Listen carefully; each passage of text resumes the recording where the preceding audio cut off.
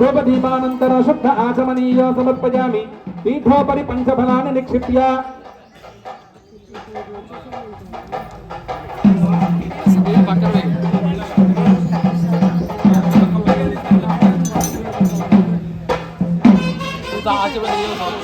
పంచఫలాన్ని నిక్షిప్య. వంశంలో అమ్మవారు రుక్మిణి అంశతో జన్మించారు.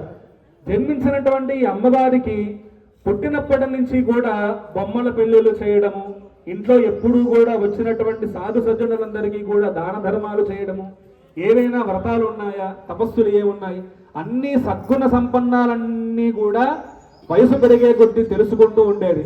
అదే సందర్భంలో రాజ్యం అన్నాక చాలా మంది ఋషులు మునువులు అందరూ వస్తుంటారు కదా. అందరూ ఆ యొక్క భీష్మక మహారాజు గారి దగ్గరికి రావడము, పరామర్శలు మాట్లాడడము, ప్రతిసారి కూడా కృష్ణుడి యొక్క ప్రస్తావన రావడం, కృష్ణుడి యొక్క వీర పరాక్రమాలు, ఆయన యొక్క కొండ పనులు, ఆయన యొక్క చాకచక్యము, ఆయన గురించి అందరూ కీర్తిస్తూ ఉండేవారు. అలా కీర్తిస్తూ ఉన్నప్పుడు రుక్మిణి చెవిలో పడింది, ఎవరి కృష్ణుడు, ఎలాగైనా కూడా ఇంత సద్గుణ సంపన్నుణ్ణి నేను ఖచ్చితంగా పరిణయమంటూ వివాహమంటూ చేసుకుంటే ఈ కృష్ణ పరమాత్మని మాత్రమే వివాహం చేసుకోవాలని ఆమె సంకల్పిస్తూ ఎల్లవేళలా కూడా ఆ కృష్ణుడి లీలలు వింటూ కృష్ణున్నే ధ్యానిస్తూ గడిపేది. అలా గడుపుతూ ఉన్నప్పుడు అమ్మవారు ఒక యుక్త వయసుకు వస్తారు. వచ్చినప్పుడు వివాహం చేయాలి కదా. చేయాలనుకున్నప్పుడు ఇంతకాలం నుంచి నారదుడు చెప్పాడు, ఋషులు చెప్పారు, మునులు చెప్పారు, అందరూ కృష్ణుడు చాలా బుద్ధిమంతుడు, గొప్పవాడు, వీరుడు, శూరుడు అని అంటున్నారు కదా. సరే మన ఇంటి అమ్మాయిని కృష్ణుడికే ఇచ్చి చేద్దాం అని ఆ యొక్క అమ్మవారి యొక్క కోరిక మేరకు ఈ యొక్క భీష్మకుడు యొక్క దంపతులకి బంధుజనందరికీ కూడా అలాగే అనిపిస్తుంది. అనిపించినప్పుడు అమ్మవారు చాలా సంతోషపడతారమ్మా, నేనేం చెప్పకుండానే మా తల్లిదండ్రులు ఇద్దరు కూడా కృష్ణుడికి ఎత్తి చేద్దాం అనుకున్నారు, నా భాగ్యం పండింది, కృష్ణుడిని పెళ్లి చేసుకోబోతున్నాను అని అనుకున్నప్పుడు ఒక పెద్ద బండరాయి పడుతుంది. ఏమిటి, రుక్ముడు వస్తాడు. రుక్ముడు వచ్చి ఏమంటాడు, నానా కృష్ణుడికి ఇచ్చి పెళ్లి చేయడం ఏంటి, ఆయన వంశం ఏంటి, ఆయన పుట్టుకేంటి, ఆయన పద్ధతి ఏంటి, మనకి ఆయనకి ఏంటి, ఆయన ఏదో చిన్న రాజ్యం ఎక్కడో ద్వారకలో చిన్న గుళ్ళా కట్టుకుంటే ఎక్కడో ఉన్నాడు, ఆయనకి ఇచ్చి చేస్తే మనకేం వస్తుంది, చేదరాజు అయినటువంటి శిశుపాలుడు అతనికి ఇస్తే మన రాజ్యం ఆయన రాజ్యం కలిసి మొత్తం విశ్వానంతటిని ఏలచ్చు, కనుక మీరు పిల్లనిచ్చే ముందు కృష్ణుడికి ఇద్దామని కాదు, మన రాజ్యాన్ని విస్తరింప చేయాలి, కనుక ఈ దృష్టితో ఆలోచించి మీరు మరొక ఆలోచన చేయకుండా మన యొక్క నా చెల్లిని మీ కుమార్తెని శిశుపాలుడికి ఇచ్చి చేయండి. మీరు మర్యాదగా చేశారా చక్కగా మీ చేతితో కన్యాదానం జరుగుతుంది, వివాహం వైభవంగా జరుగుతుంది, లేకపోతే తీసుకుని వెళ్ళి కారాగృహంలో బంధిస్తాను, ఈ యొక్క నా యొక్క చెల్లెళ్ళని తీసుకెళ్ళి శిశుపాలుడికి ఇచ్చి వివాహం చేస్తానంటే ఇక రాజుగారు ఏం మాట్లాడలేకపోయారు. సహజంగా అందరిలో జరిగేది కదా, ఇంట్లో పెద్ద కుమారుడి మాట బాగా పెద్దగా చెల్లుతుంటుంది కదా, ఇంకా పెద్ద కుమారుడు ఆ విధంగా అనేటప్పటికీ రాజుగారు ఏం మాట్లాడలేక సరే అంటారు. ఇంకా అమ్మవారికి చాలా మనసులో మదనం మొదలవుతుంది. ఇప్పటి వరకు కృష్ణుడికి ఇచ్చి వివాహం చేద్దాం అనుకున్నారు, నేను కృష్ణుడినే తప్ప ఎవరిని చేసుకోవాలో నాకు ఆలోచన లేదు, ఆ శిశుపాలుని నేనెందుకు వివాహం చేసుకోవాలి, నాకు శిశుపాలుడు వద్దు, నా జన్మంటూ ఉంటే ఈ జన్మంతా కూడా కృష్ణుడితోనే గడపాలి, ఏ విధంగా చేయాలో తోచగా అమ్మవారు మదనపడి ఆ అమ్మవారికి విద్య చెప్పినటువంటి ఒక బ్రాహ్మణుడిని పిలిచి బ్రాహ్మణుడికి అమ్మవారు మరంగా చెప్పుకుంటుంది, స్వామి నేను కృష్ణ పరమాత్మను వివాహం చేసుకోవాలనుకుంటున్నాను, కానీ ఈ సందర్భంలో నా తండ్రికి చెప్పినా నా తండ్రి నా మాట వినని ఆ యొక్క స్థితిలో ఉన్నాడు, కనుక నేను ఒక సందేశాన్ని ఇస్తాను, ఆ సందేశాన్ని కృష్ణ పరమాత్మకు అందించి నా యొక్క విన్నతిని ఆ స్వామివారికి అందించి వారు ఏమన్నారో ఆ యొక్క విషయాన్ని నాకు చెప్పు అని ఆ యొక్క బ్రాహ్మణుడినిచ్చి అమ్మవారు పరమాత్మ దగ్గరికి పంపిస్తారు. ఆ నాగపూర్ నుంచి ద్వారక వరకు 7 పగళ్ళు 7 రాత్రులు నిరాటంకంగా ఎక్కడా విశ్రాంతి లేకుండా ఆ యొక్క అగ్నిజ్యోతనుడు అనేటువంటి ఆ యొక్క బ్రాహ్మణోత్తముడు స్వామివారి దగ్గరికి వెళ్ళగానే స్వామివారు అన్నీ తెలిసిన ఆ యొక్క విశ్వవ్యాప్తి అయినటువంటి ఆ పరమాత్మ అన్నీ తెలిసినా ఏమీ తెలియని వాడి వలే ఉంటాడు కదా. ఆ యొక్క అగ్నిజ్యోతనుడు రాగానే ఆయన యొక్క సింహాసనం నుంచి పరుగున స్వామివారి దగ్గరికి వచ్చి ఆ స్వామివారికి ఆ యొక్క వేద పండితులకి అర్ఘ్యపాద్యాదులు ఇచ్చి ఒక రత్న సింహాసనం మీద కూర్చోబెట్టి ఆ స్వామి యొక్క ఆ యొక్క బ్రాహ్మణుడి యొక్క పాదములు నొక్కుతూ, అయ్యా మీరు క్షేమంగానే ఉన్నారా, ఎంతో దూరం నుంచి ప్రయాణం చేసి వచ్చారు, మీ పడలిక తీరిందా అని కుశల ప్రశ్నలు అన్ని వేసి వారు వచ్చినటువంటి వృత్తాంతం ఏమిటి అని అడుగుతాడు. అడిగినప్పుడు ఆ బ్రాహ్మణోత్తముడు చెప్తాడు, అయ్యా విదర్భ దేశానికి భీష్మకుడు అనే మహారాజు గారు ఉన్నారు, ఆ మహారాజు గారి పుత్రిక అయినటువంటి రుక్మిణీదేవి మిమ్మల్నే పాణిగ్రహణం చేసుకోవాలని ఆమె నిర్ణయించుకుని ఉన్నది. ఆమె ఒక సందేశాన్ని పంపి ఉన్నది. ఆ సందేశం మీకు సావధానంగా వినిపించాలనేటువంటి ఉద్దేశంతో నేను ఇక్కడికి వచ్చి ఉన్నాను అని అమ్మవారు పంపినటువంటి పత్రికను కృష్ణ పరమాత్మగా అందజేస్తాడు. అందజేసినప్పుడు సహజంగా రుక్మిణీ కళ్యాణ ఘట్టంలో అందులో ఉన్నటువంటి ముఖ్యమైనటువంటి 8 పద్యములు పారాయణం చేయడం చాలా విశేషమైనటువంటి పద్ధతి. కనుక అందరూ పారాయణ చేయలేరు కాబట్టి ఆ యొక్క పద్యాన్ని చెప్తూ ఆ పద్యంలో ఉండేటువంటి అంతరార్థాన్ని చెప్తాను. చక్కగా అందరూ నమస్కారం చేసుకుని అమ్మవారు కృష్ణ పరమాత్మని వర్ణిస్తూ అమ్మవారి మనసులో మాట కృష్ణుడికి చెప్పినటువంటి ఆ యొక్క లేఖను మీకు చదివి వినిపిస్తాను. చక్కగా అందరూ వినండి. ఏనీ గుణములు కర్ణేంద్రియంబులు సోక దేహతాపంబులు తీరిపోవు, నేనీ శుభాకార మీక్షింపగన్నుల కిలార్థ లాభంబు గలుగచుండు, నేనీ చరణ సేవ ఏ ప్రత్తు చేసిన భువనోదత్వంబు పొందగలుగు, నేనీ లసన్నామ నేప్రత్తు భక్తి దొడవిన భవసంతతులు వాయు, నట్టి నీ యందు నా చిత్త మనవరదమనచ్చి ఉన్నది, నీ యాన నానలేనదు కరుణ చూడుము కంసాది కలవిదారి శ్రీయుతాకార మాననీయ చిత్తచోరా. ఓ కృష్ణ ప్రభు, కంసాది కలులను సంహరించిన వాడ, మంగళాకార ఎందరో మనసులను దోచినవాడ, నీ గురించి చెవులలో పడితే చాలు దేహతాపాలన్నీ తీరిపోతాయి, నీ శుభాకారం చూస్తే చాలు సకల ఆర్థలాభాలు కలుగుతాయి, నీ పాదసేవ చేసుకుంటే చాలు లోకోన్నతి దక్కుతుంది, భక్తిగా నీ నామస్మరణ చేస్తే చాలు భవబంధాలన్నీ పటాపంచలవుతాయి. అలాంటి నీ మీద నా మనసు పడి ఉన్నది, సమయం లేదు, దయతో చిత్తగించు. ధన్యంలోక మనోభిరామగలు విద్యారూప తారుణ్య సౌజన్య శ్రీ బల దాన శౌర్య కరుణా శోభితన్ నిన్ను నే కళ్యాణం గోరరు కోరదేమును రమాకాంత లాలంబురా. ఓ జన్యసింహమా, నా వలననే జన్మించనే మోహముల్ ముకుంద, రాజులలోనే సింహము వంటి వాడా, నీవు ధన్యుడవు, అందరి మనసులు అలలించువాడవు, కులము రూపము యవ్వనము సౌజన్యము శ్రీ బలము దానము పరాక్రమము కరుణాది సకల గుణ సంపన్న శోభితుడవు. అలాంటి నిన్ను ఏ కన్యలు కోరకుండా ఉంటారు, మోహించకుండా ఉంటారు. పూర్వము కాంతామణి లక్ష్మీదేవి నిన్ను వరించలేదా? అయినా లోకంలో రుక్మిణి అనబడే నా ఒక్కదాని వలననే మోహం అనేది పుట్టినదా ఏమిటి? శ్రీయుతమూర్తి, ఓ పురుష సింహమ, సింహమ పాలి సొమ్ము గోమాయవ గోరు చందమున మత్తుడు చైత్యుడు నీ పదాంబుజ ధ్యాని అయిన నన్ను వాడు గునిపోవచునండు అధమాధమును కోడును, అద్భుతమైన నీ భగవత్ పరాక్రమలు తెలియక. అంటే ఓ శుభాకార పురుషోత్తమ, ఓ శ్రీకృష్ణ, సింహానికి చెందినటువంటి సొమ్మును నక్కలు కోరినట్లు గర్విష్ఠి అయినటువంటి ఆ శిశుపాలుడు నీ పదభక్త పరాయనైనటువంటి నన్నును తీసుకుని పోవాలనుకుంటున్నాడు. అద్భుతమైనటువంటి నీ మహిమ తెలియని వాడు ఆ పరమ నీచుడు. కనుక నీవే వరతముల్ దేవ గురు ద్విజన్మ బుధ సేవల్ దాన ధర్మాదులన్ గత జన్మంబులన్ ఈశ్వరన్ హరిజగత్ కళ్యాణ గాంక్షించి చేసిదిని వసుదేవనందనుడు నా చిత్తేశుడుగాక నిర్జుతులైపోదురుగాక సంగరములో జీదశ ముఖ్యాదులు. రుక్మిణీదేవి అను నేను గనక గత జన్మలో భగవంతుడు లోక కళ్యాణుడైనటువంటి నారాయణుణ్ణి కోరి వ్రతములు చేసినట్లయితే, దేవతల గురువుల విప్రోత్తమ సేవ చేసి ఉన్నట్లయితే, దాన ధర్మాదులు మొదలైనవి చేసి ఉన్నట్లయితే, వసుదేవుని కొడుకైనటువంటి కృష్ణ నాకు భర్తవుగాక, శిశుపాలుడు అయినటువంటి అధములందరూ కూడా యొక్క యుద్ధరంగంలో ఓడిపోవదురుగాక. ఓ కలముల వంటి కనులున్న కన్నయ్య, నీవు కన్యాంతపురంలో ఉన్నటువంటి నన్ను తీసుకుని పోవడానికి ఎలా అని ఆలోచిస్తున్నావేమో, అది ఏ విధంగా తీసుకుని వెళ్ళాలో నేనే చెబుతున్నాను వినుము. పెళ్లికి ముందు మా వారు పెళ్లి కూతురును మా ఎలవేలిపోయినటువంటి మంగళగోరుని మొక్కడానికి పంపిస్తారు. నేను కూడా అలాగే నగరి వైపునటువంటి మొక్కు చెల్లించడానికి ఊరు బయట ఉన్నటువంటి దుర్గ గుడికి వెళ్ళి బయలుదేరి వస్తాను. అడ్డగింపరాని నడవడిక గలవాడా కృష్ణ పరమాత్మ ఆ సమయానికి దారికి అడ్డంగా వచ్చి నన్ను నిరాటంకంగా తీసుకునిపో. జీవితేశ్వర నాథ పార్వతీపతి పరాత్పరుడైనటువంటి వారు పాదపద్మముల యందు ప్రభవించి ఉన్నటువంటి పవిత్ర గంగా జలాలతో సహా ఉండాలని భావిస్తూ ఉంటారు మహాత్ములందరూ కూడా.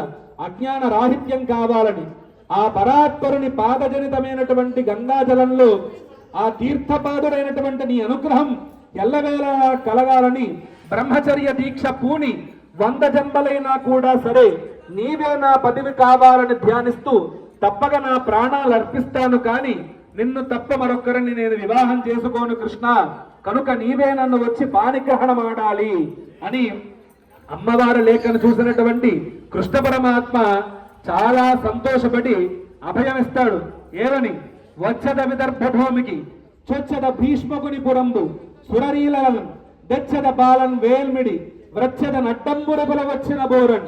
నేను విదర్భ దేశంలోని కుండనపురానికి వస్తాను, ఆ రుక్మిణీ బాలను అలవోకగా తీసుకుని వస్తాను. అడ్డం వచ్చే శత్రువులను యుద్ధం చేసి చికటలో చీల్చి చెండారి ఆ యొక్క రుక్మిణిని నేను పాణిగ్రహణం చేసుకుంటానయ్యా, అభయమిస్తున్నాను, నా మాటగా వెళ్ళి రుక్మిణికి శాంతన తెలుపు అని అమ్మవారికి శాంతన పలుకుతాడు. కానీ ఇక్కడేమో పెళ్లి ముహూర్తం దగ్గర పడిపోతుంది. ఒక్కరోజే వివాహానికి సమయం ఉంటుంది. వెళ్ళినటువంటి బ్రాహ్మణుడేమయ్యాడో తెలియదు, కృష్ణ పరమాత్మకి వార్త అందిందో లేదో తెలియదు, కృష్ణుడు వచ్చి రుక్మిణీదేవిని తీసుకుని వెళ్తుందో లేదో తెలియదు. అమ్మవారు చాలా దిగులుతోటి భ్రాంతితోటి ఆ 2 కన్నులు కూడా పెద్దవి చేసుకుని ఎప్పుడు కృష్ణుడు వస్తాడా అని ఆలోచనలో తనలో తను మథనం పడిపోతూ ఉంటుంది. అలా మథనం పడిపోతున్నప్పుడు అమ్మవారికి ఒకానొక సందర్భంలో ఇంకా డౌట్ వచ్చేస్తుంది. ఇంకా రేపే పెళ్లి కూతురు చేస్తున్నారు, ఇంక అయిపోయింది కృష్ణుడికి. వార్తగా ధనుడాభూసురుడేకెను నడుమ మార్గశ్రాంతుడై చిక్కెను విని కృష్ణుండని తప్పుగా తలిచెనో విచ్చేసను ఈశ్వరుని నడుకోలింపదలచనో తలంపడు ఆర్య మహాదేవి నన్ను రక్షింపునో రక్షింపదో నా భాగ్యం ఎట్లున్నదో. ఆ బ్రాహ్మణుడు అసలు వెళ్ళాడో లేదో, ఆ మార్గ మధ్యంలో ఎక్కడైనా విశ్రాంతి తీసుకుంటున్నాడు, నా సందేశం కృష్ణుడికి అందించాడో లేదో, అందించినటువంటి విన్నటువంటి ఆ కృష్ణుడు నా యొక్క బాధను తప్పుగా అనుకున్నాడో, ఆ యొక్క పరమేశ్వరుడు నా యొక్క వివాహానికి అనుగ్రహిస్తాడో లేదో, నా భాగ్యం ఎలా ఉందో అనుకుంటూ అమ్మవారు చాలా బాధపడుతూ ఉంటారు. ఆ బాధపడుతున్న సందర్భంలో అమ్మవారి దగ్గరికి వెళ్ళి ఆ యొక్క పార్వతీదేవి దగ్గరికి వెళ్ళి గౌరీ తపస్సును చేస్తూ అమ్మవారిని చాలా భక్తితోటి ప్రార్థిస్తుందన్నమాట. తల్లి, నమ్మితి నా మనంబున సనాతనులైన ఉమామహేశులన్ మిమ్ము పురాణ దంపుతుల మేలు వదించుగదమ్మ నేటి పెద్దంబ దయాంబు రాశివ కదమ్మ హరిన్ పతిసేయమమ్మ నమ్మిన వారి కంటకి నాశనం లేదు కదమ్మ ఈశ్వరి అని అమ్మవారు ఆ గౌరీదేవిని ప్రార్థిస్తుందన్నమాట. మనం చేస్తున్నటువంటి ఈ యొక్క రుక్మిణీ కళ్యాణ మహోత్సవంలో భాగంగా మనందరినీ కూడా మేమందరం కూడా మీకు సహాయ సహకారాలు ఎల్లవేళలా అందజేస్తాము అని వారి యొక్క మాటను తెలపడం కోరుస్తారు. అంటే దీని అర్థం ఏమిటి అంటే, తల్లులకెల్లా పెద్దమ్మ అంటాం కదా, ముగురమ్మ మూలపుటమ్మ సురారుల పెద్దమ్మ చాలా పెద్దమ్మ అని చెప్తాం కదా అమ్మవారిని. ఆ అమ్మవారు అయినటువంటి పార్వతీదేవి ఆది దంపతులు పురాణ దంపతులైనటువంటి ఉమామహేశ్వరులైనటువంటి మిమ్మల్ని మనస్ఫూర్తిగా నమ్మి భక్తిగా పూజిస్తున్నాను కదమ్మా, ఎంతో దయామయము కదమ్మా, నిన్ను నమ్మిన వారికి ఎప్పటికీ హాని కలగదు కదమ్మా, నాకు ఈ వసుదేవుణ్ణి కుమారుడైనటువంటి కృష్ణుని భర్తని చేయమ్మ తల్లి అంటూ గౌరీ పూజని చాలా భక్తి వినమ్రతతో అమ్మవారు ఆచరిస్తారు. ఆచరించి అలా ఉండగానే కృష్ణుడు వెంటనే తన యొక్క సుదర్శన చక్రంతో అమ్మవారి దగ్గరకు వచ్చేస్తారు. వచ్చేసి రాగానే అందరూ షాక్ అయిపోతారు. ఎవరు విభ్రాంతి కలుగుతుంది, వచ్చి కృష్ణుడు ఇక్కడికి ఎందుకు వచ్చాడు అని చూస్తే అలా చూసి అమ్మవారు స్వామివారి రథంలో ఎక్కి తీసుకెళ్లిపోతూ ఉంటారు.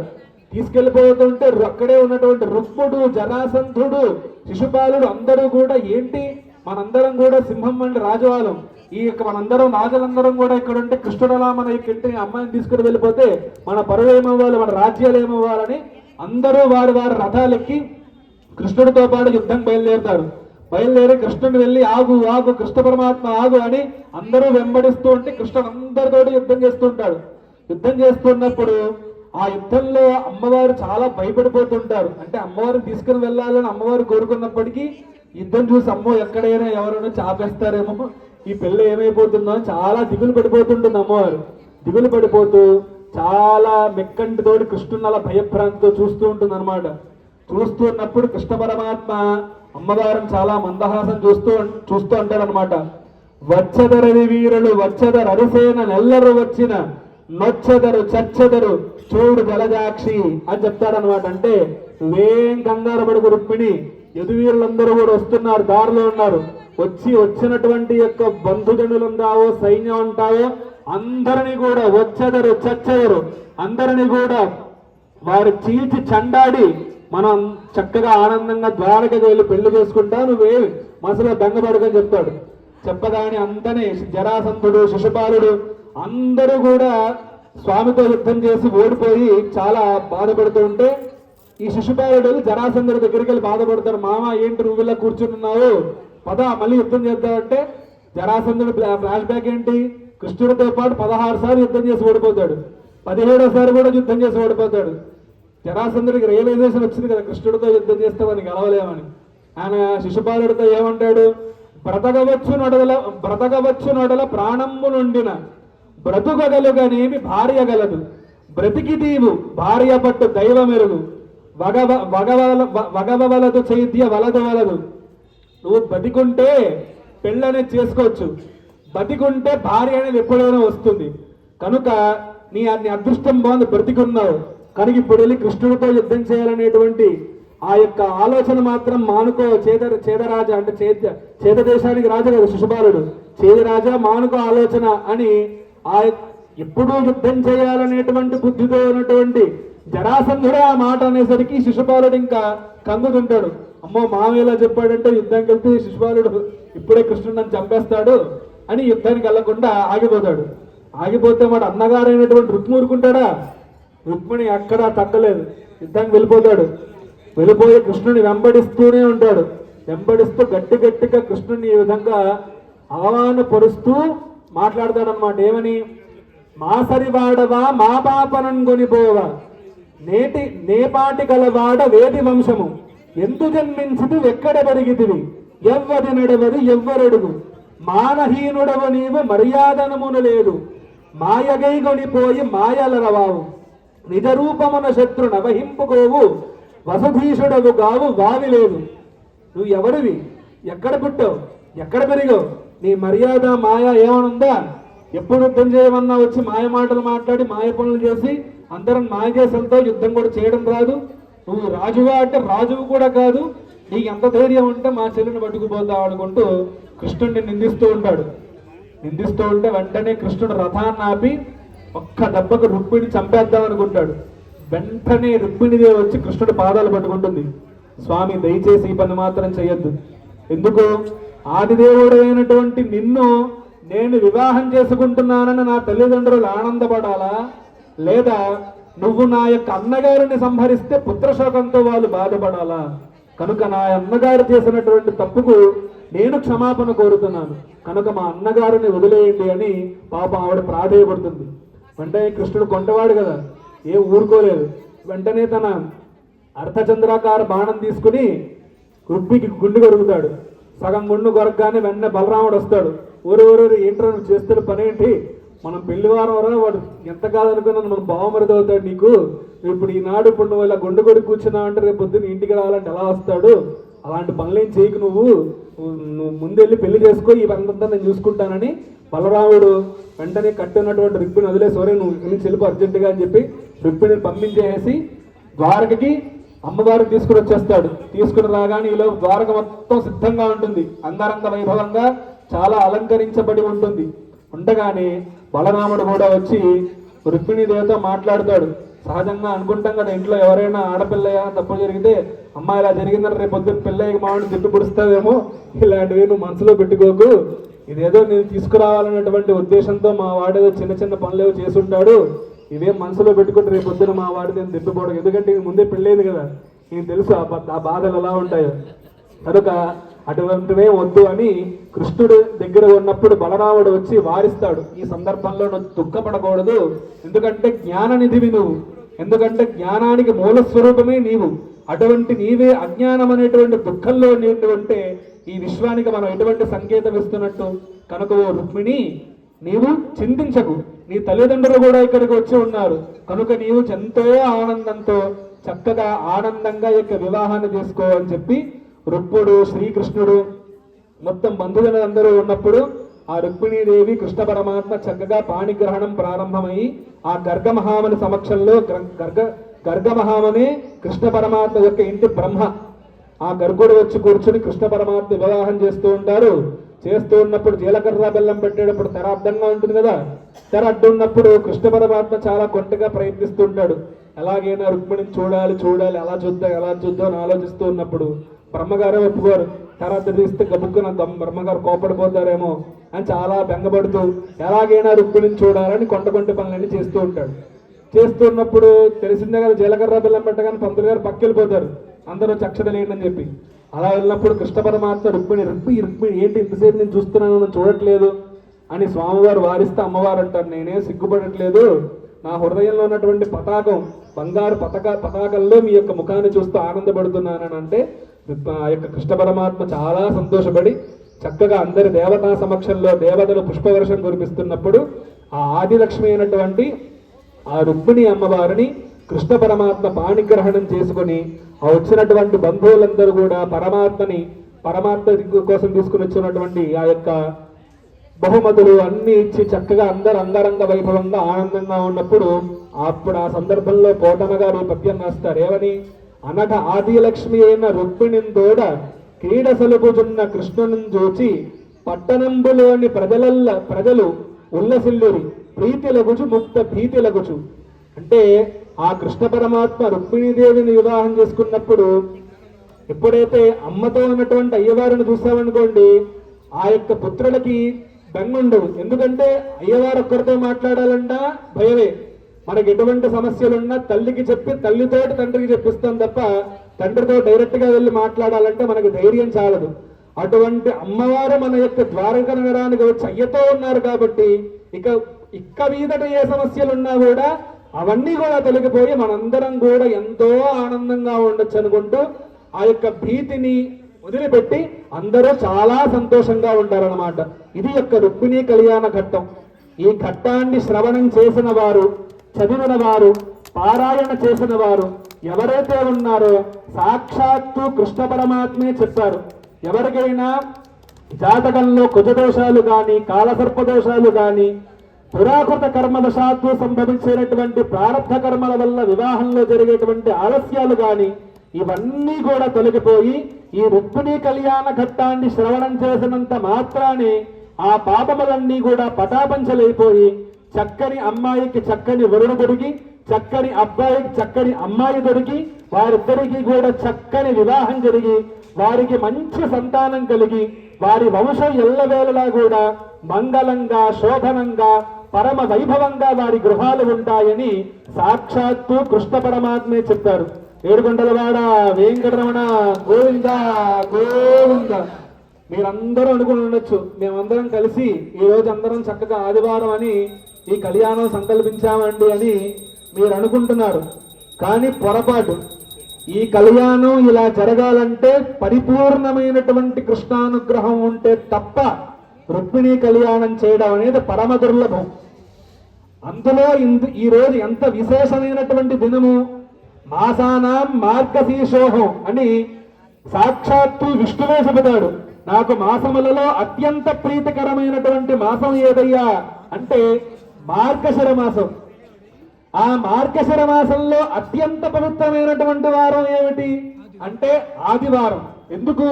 ఆదిలక్ష్మీ స్వరూపంగా అమ్మవారు ప్రత్యక్షమవుతారు కాబట్టి ఆదివారం అనేది పరమ ప్రీతికరమైనటువంటి రోజు. అందులోనూ ఆర్ద్ర నక్షత్రంతో కూడినటువంటి ఆదివారంతో కూడినటువంటి మార్గశిర మాసం. ఆర్ద్ర నక్షత్రంతో ఉన్నటువంటి ఈ రోజున కృష్ణుడికి గాని శివుడికి గాని అభిషేకం చేసిన అర్చన చేసిన సాక్షాత్తు శివుడే చెప్తాడు, ఎవరైతే మార్గశిర మాసంలో ఆర్ద్ర నక్షత్రం నాడు నా యొక్క ఆరాధన చేస్తాడో వాడు ఎవడైనా కూడా కుమారస్వామి వారి కంటే కూడా నాకు అత్యంత ప్రీతికరమైనటువంటి వాడవుతాడు అని సాక్షాత్తు పరమశివుడు చెప్తాడు స్కాంద పురాణంలో. కనుక ఎప్పుడైనా ఒక చిన్న ఘటన పవిత్రకరమైనది అవ్వచ్చు, ఇన్ని రకాలైనటువంటి శోభలతో కూడినటువంటి రోజున ఇంతమంది కలిసి సంకల్పం చేస్తూ రుక్మిణి కళ్యాణం చేయాలంటే ఇది మానవ సాధ్యమా? పరిపూర్ణమైనటువంటి స్వామి అనుగ్రహం ఉంది మీ అందరి మీద అని తెలపడానికి ఇదొక ప్రత్యక్ష నిదర్శనం. కనుక ఇక్కడికి వచ్చినటువంటి ఎవరైతే ఉన్నారో వాళ్ళందరికీ పరిపూర్ణమైనటువంటి కృష్ణానుగ్రహం కలిగి తప్పకుండా తథ్యంగా వారి కుమారులకు కుమార్తెలకు చక్కని వరుడు వధువు దొరికి పాణిగ్రహణం జరుగుతుందనడానికి ఎటువంటి సంశయము లేదు అని స్వామివారి అనుగ్రహంతో తెలుపుతున్నాను. ఏడుగొండలవాడ వెంకటరమణ గోవింద గోవింద. ఇక్కడ నుంచి కళ్యాణ ఘట్టం ప్రారంభమవుతుంది. మొదట స్వామివారికి అయ్యవారికి రక్షాబంధన ధారణ యజ్ఞాపవేద ధారణ జరుగుతుంది. అందరూ కూడా నమస్కరించుకోండి.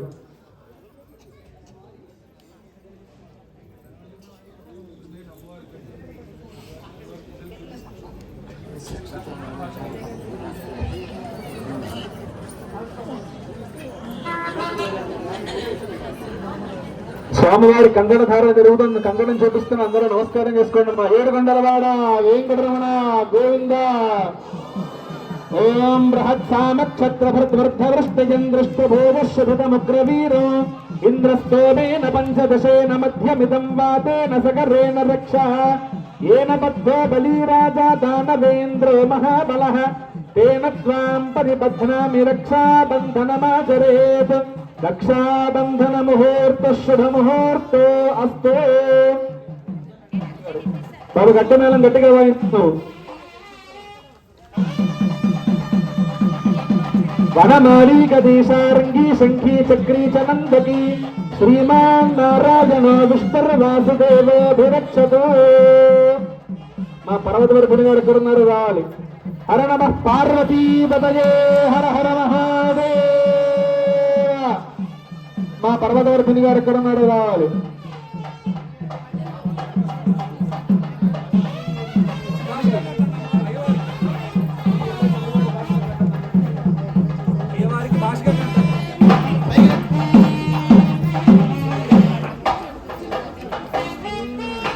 అమ్మవారికి అయ్యవారికి భాషిక ధారణ జరుగుతుందమ్మ. అందరూ కూడా నమస్కారం చేసుకోండి. ఓం శుభికేశిర ఆరోహ శోభయంతి ముఖం మమ ముఖగో హిమమ శోభయ భూజాగో సంచభకం కురు యామాహరద్యమదగ్ని శ్రద్ధాది కామాయాన్యై ఇమాం తామభినక్యేహం భగేన సహ వర్చసా.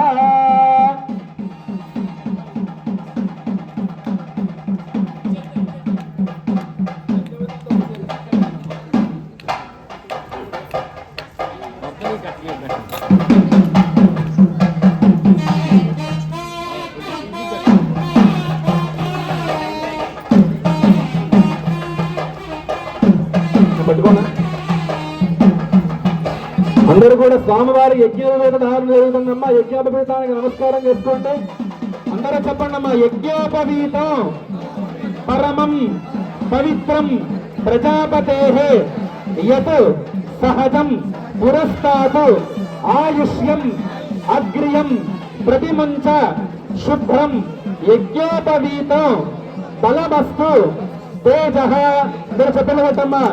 ఓం యజ్ఞోపవీతం పరమం పవిత్రం ప్రజాపతేర్యత్ సహజం పురస్తాత్ ఆయుష్యమగ్రియం ప్రతిమంచ శుభ్రం యజ్ఞోపవీతం బలమస్తు తేజః. యజ్ఞోపవీత ధారణ ముహూర్త శుభ ముహూర్తో అస్తు.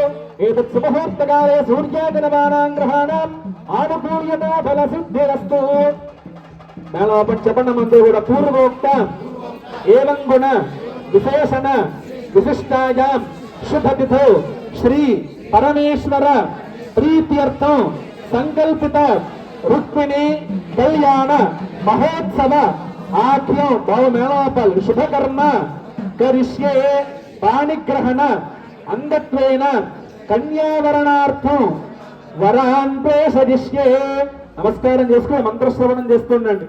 ఓం ప్రసద్బంత ధిజసానస్య సక్షని వరే భర్వరాగో అభిషప్రసీతత అస్మాకమింద్ర విభజం జజోషతి యత్ సౌమ్యస్యాంధసో అనృక్షరారజవః సంత పంథాయేభిః సఖాయో యంతి నావరేయో సార్యమాసం భగో నో నినీయాత్ సంజాస్పత్యగో सुयममस्तु देवा अप्राग्नीं वरुणामदिग्नीं बृहस्पते इंद्रावृत्रग्नीं लक्ष्म्यं रामस्कै समिदस्सु अनुहमंबरिहमंबरीमादंबरिक्षपो दुःस्वप्नं दुरिदितं तद्विषद्भ्यो दिशाम्यः अनुहेतंबरिहेतघोषगुणेर्यदशगुणो मृगस्य श्रुतमक्ष्णुजा तद्विषद्भ्यो दिशाम्यः आरात्ते अग्निरस्त्वारात्मरशरस्पते विपाते त्वाभिमर्शते स्वस्ति ते एस्तु वनस्पते स्वस्ति मे एस्तु वनस्पते नमस्य कृत्सते रुद्राय नमो रुद्राय शकृत्सते गोष्ठमसि नमस्ते अस्तु मामाहि गुंसि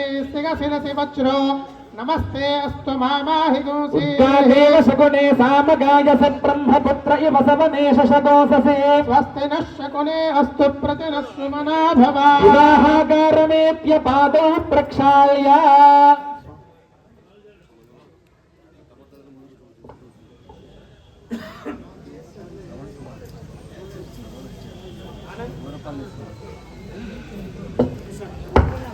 विवाहागारमेत्य पादौ प्रक्षाल्य आचम्य ओम केशवाय स्वाहा ओम नारायणाय स्वाहा ओम माधवाय स्वाहा ओम గోవిందాయ నమః. ఇప్పుడు స్వామివారి యొక్క గోత్ర ప్రవరణ చెప్పడం జరుగుతుందమ్మా. అందరూ కూడా నమస్కారం చేసుకుని భక్తి శ్రద్ధలతో స్వామివారి యొక్క ఋషిగోత్ర ప్రవరణ ఆలకించండి. ఓం చతుస్సాగర పర్యంతం గోబ్రాహ్మణేభ్యః శుభం భవతు. ఆంగీరస గార్గ్య సైన్య త్రయారసేయ ప్రవరాన్విత గార్గేయస గోత్రస్య దేవమీఢ మహారాజ వర్మణో నత్రే. చతుస్సాగర పర్యంతం గోబ్రాహ్మణేభ్యః శుభం భవతు. ఆంగీరస గార్గ్య సైన్య త్రయారసేయ ప్రవరాన్విత గార్గేయస గోత్రస్య శూరసేన మహారాజ వర్మణ పౌత్రాయ చతుస్సాగర పర్యంతం గోబ్రాహ్మణేభ్యః శుభం భవతు. ఆంగీరస గార్గ్య సైన్య త్రయారసేయ ప్రవరాన్విత గార్గేయస గోత్రస్య వాసుదేవ మహారాజ వర్మణ పుత్రాయ చతుస్సాగర పర్యంతం గోబ్రాహ్మణేభ్యః శుభం భవతు. ఆంగీరస గార్గ్య సైన్య త్రయారసేయ ప్రవరాన్విత గార్గేయస గోత్రస్య అఖిలాండకోటి బ్రహ్మాండ నాయకాయ తత్వాతీతాయ సచ్చిదానంద రూపాయ విశ్వంభరాయ పరమపురుషాయ జ్ఞానస్వరూపాయ శ్రీకృష్ణ పరమాత్మనే వరాయ. స్వామివారి గోత్రం ఏమిటండి? స్వామివారి యొక్క గోత్రం గార్గేయస గోత్రం. స్వామివారి యొక్క ముత్తాత గారి పేరేమిటి? దేవమీఢ మహారాజు గారు. స్వామివారి యొక్క ముత్తాత గారి పేరు దేవమీఢ మహారాజు గారు. స్వామివారి యొక్క తాతగారి పేరేమిటి? శూరసేన మహారాజు గారు. స్వామివారి యొక్క నాన్నగారి పేరు ఏంటండి? కృష్ణ పరమాత్మ నాన్నగారి పేరేంటి? గట్టిగా చెప్పండి. వసుదేవ తనయుడైనటువంటి పరమాత్మ పేరేమిటి? గట్టిగా చెప్పాలి. కృష్ణ భగవానుకి, కృష్ణ భగవానుకి, కృష్ణ భగవానుకి. ఇప్పుడు అమ్మగారి గోత్ర ప్రభులు చెప్తారు, వినండి. మరి ఎవరు మాట్లాడకండి అమ్మా, దయచేసి అందరూ వెనకాల ఉన్నవారు కాస్త నిశ్శబ్దంగా ఉండండి అమ్మా. హలో. ఓం చతుస్సాగర పర్యంతం గోబ్రాహ్మణేభ్యః శుభం భవతు. ఆత్రేయ అర్చనానసస్యావాశ్వత్రయార్షేయ ప్రవరాన్విత ఆత్రేయస గోత్రస్య శైభ్య మహారాజ వర్మణో నప్త్రీం. చతుస్సాగర పర్యంతం గోబ్రాహ్మణేభ్యః శుభం భవతు. ఆత్రేయ అర్చనానసస్యావాశ్వత్రయార్షేయ ప్రవరాన్విత ఆత్రేయస గోత్రస్య విదర్భ మహారాజ వర్మణః పౌత్రీం. చతుస్సాగర పర్యంతం గోబ్రాహ్మణేభ్యః శుభం భవతు. ఆత్రేయ అర్చనానసస్యావాశ్వత్రయార్షేయ ప్రవరాన్విత ఆత్రేయస గోత్రస్య భీష్మక మహారాజ వర్మణః పుత్రీం. చతుస్సాగర పర్యంతం గోబ్రాహ్మణేభ్యః శుభం భవతు. ఆత్రేయ అర్చనానసస్యావాశ్వత్రయార్షేయ ప్రవరాన్విత ఆత్రేయస గోత్రోద్భవీం. అఖిలాండకోటి బ్రహ్మాండ నాయకీం త్రిభువనాదీశ్వరీం తత్వాతీత స్వరూపిణీం మహాలక్ష్మీ స్వరూపిణీం రుక్మిణీనామ్నీం కన్యాం. అమ్మవారి గోత్రం ఏమిటండి? గట్టిగా చెప్పాలి. ఏమైంది అందరికి? అమ్మవారి యొక్క ముత్తాత గారి పేరేమిటి? శైబ్య మహారాజు గారు. శైబ్య మహారాజు గారు. అమ్మవారి యొక్క తాతగారి పేరేమిటి? విదర్భ మహారాజు గారు. అమ్మగారి యొక్క నాన్నగారి పేరేంటండి? గట్టిగా చెప్పాలి. అమ్మగారు నాన్నగారి పేరేంటి? అమ్మగారి పేరేంటండి? గట్టిగా. రుక్మిణీ మాతకు, రుక్మిణీ మాతకు, రుక్మిణీ మాతకు గోవింద గోవింద. ధర్మ ప్రజా సంపత్తి అర్థగ్రస్త్రియముద్వహే.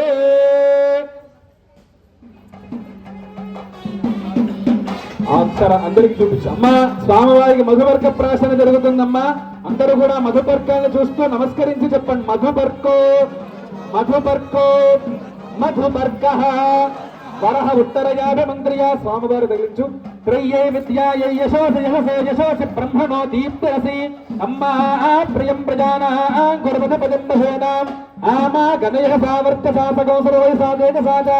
అమ్మా ప్రియం ప్రజానా గురుపద పదంబసోన ఇదర్భ్యామవ ఆచామద పురస్తాద పరిష్టాచ్చ అమృతోపస్తరణమసి ఇత్యపీత్వా